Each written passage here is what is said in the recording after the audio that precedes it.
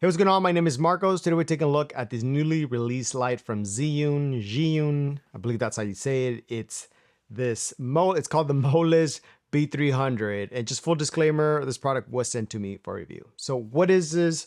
What are the main features? It's a bicolor light, Bowen's mount. As you see here, this is the reflector it comes with. Where's that button? Anyways, it's right here.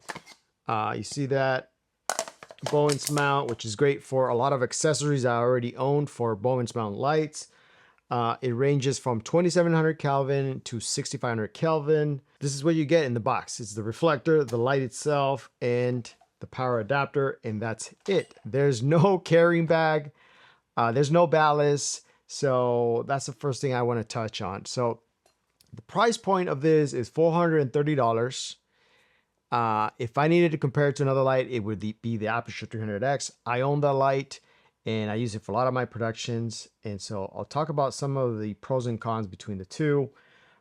First of all, the ballast is great to have on the Aputure 300X because you have full control of the light on the stand itself. You know, you can put the ballast, grip it to the stand, and you have full control, where this one, the knobs are up here. And once this light goes up, it's really hard to look at this LED screen and control and dial it in. So that's why you need to control the light either through an app. There's a CY Vega app that you can download. Very easy to see the exact percentage brightness level and the color temperature.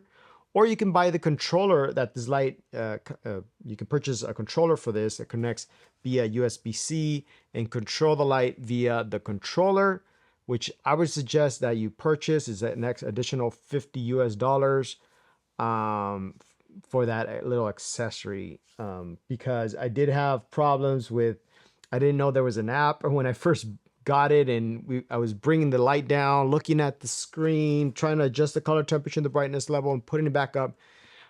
So anyways, letting you know there's an app for it called the ZY Vega app. Download it if you don't buy the controller.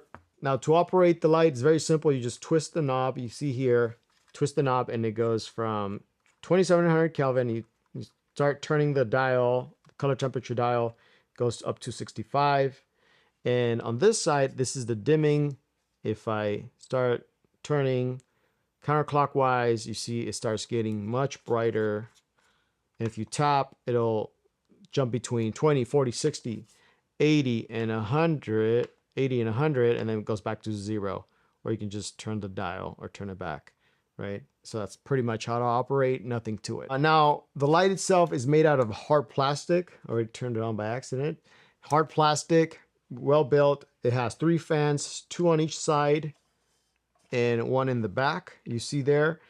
Once you get into the higher brightness level, it'll turn on and you'll hear the fan. But if you're probably wondering if you're doing interviews, is that going to interfere?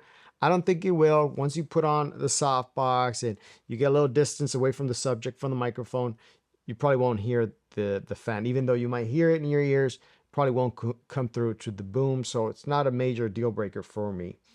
Okay, so you hear the fans. Now, if we look at the bottom here, this is where the AC adapter goes. And that's the power button. I don't think that's a good position for the power button. I wish it was somewhere else. This can easily get tapped by accident. I don't know. It's too small too. I wish it was bigger and somewhere else, not here, but that's what it is. And there's no lock on this, so if somebody accidentally pulls it, it can just gonna come out. So a little lock mechanism would have been nice. Now the yoke, or the lack of yoke, is just a crank, you know. It's made out of plastic. Luckily, it does hold up a 48-inch softbox. I did test it. That's the first test I do on these kind of cheaper lights is, can they hold up a 48-inch softbox? And luckily, this one did. And so I'm very surprised that it was able to hold up that much weight. Okay, so I talked about the Bowen's mount. Here's how you undo. You press this back, then you twist. Now there's the Bowen's mount. See there, you can put different accessories. This feels a little plasticky, this little lever. Wish it was higher built quality, but that's what it is. Twist. And on this side, here's where you lock in to the stand, and here you can put an umbrella. I never use an umbrella, so nothing that I care about there. And that's pretty much the light physically. Now let's talk about the features. I used my Sekonic C800 to do some color tests, and I was very surprised how color accurate it is. The TM30 scores, the points were like 94, 95 RF, the RF score on the TM30, which is really good for light. That's pretty accurate. And also, whenever I set it to different color temperatures, let's say 32, I was getting actually at 3200 Kelvin reading, and that happened across the different color temperatures. It was a couple of degrees off, as you see here. I'll have a little graph on my different tests, and also I compared it to the Aputure 300X, and as you can see, this light, the B300, is much more powerful. It provides more output, more lux at 6 feet, 100%.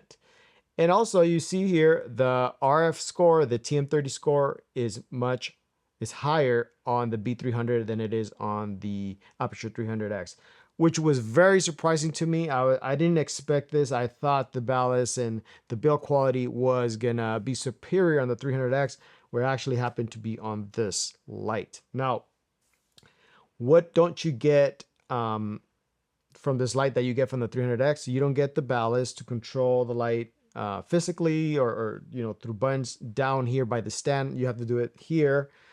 You don't get the ability to power it via V-mounts, which you can do at 300X. The 300X has better build quality. It comes with a carrying bag. This doesn't have a carrying bag, which is a big minus. That's an additional purchase you're gonna have to do. Probably also the controller. But again, we're talking about a $430, as you see here, as opposed to right now on B&H, the 300X is priced at $1,000, so it's like half the price. So who's this light for? I would say for anyone getting into video production. Perhaps you have a YouTube studio and you may not need the extra features of a ballast and to power it with V-mounts and all the other stuff, or maybe you don't need the extra build quality. Then this is a great light. It's also a great light to have as a backup, perhaps, or if you're gonna use it in a run and gun production for travel, let's say, that's where I could possibly bring it over the 300X, because I don't need the extra weight, and I'm trying to keep my packing gear or the weight on my case pretty low. So this doesn't weigh much compared to the 300X. So that's how I would probably choose this light over buying the 300X. It's just the price point, and do I need all the extra features? And that's something you gotta figure out for yourself. All right, this is it for this video. If you have any questions, please drop them down below. As always, thank you very much for watching. I'll catch you on the next one.